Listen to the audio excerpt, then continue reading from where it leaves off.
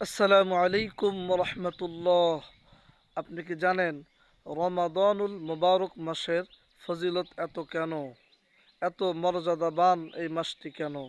এর কারণ হলো এই মাসের মধ্যে কোরআনুল কারীম নাজিল হওয়ার কারণে এই মাসটির এত ফজিলত। এজন্য আমাদের সকলের উচিত কোরআনুল কারীমের সাথে সুসম্পর্ককে বজায় রাখা, কোরআনুল কারীমের হকগুলোকে আদায় করা। কোরআনুল কারীমের মৌলিক হক হলো তিনটা। এক নম্বর, সহি শুদ্ধভাবে কোরআনুল কারীমকে তেলাওয়াত করা। দুই নম্বর, কোরআনুল কারীমকে বোঝার জন্য চেষ্টা করা, অর্থাৎ অর্থ পড়ার জন্য চেষ্টা করা। তিন নম্বরে মৌলিক হক হলো কোরআন অনুযায়ী নিজের ব্যক্তিগত, পারিবারিক, সামাজিক, অর্থনৈতিক সমস্ত ক্ষেত্রে কোরআন অনুযায়ী নিজের জীবনকে পরিচালনা করা।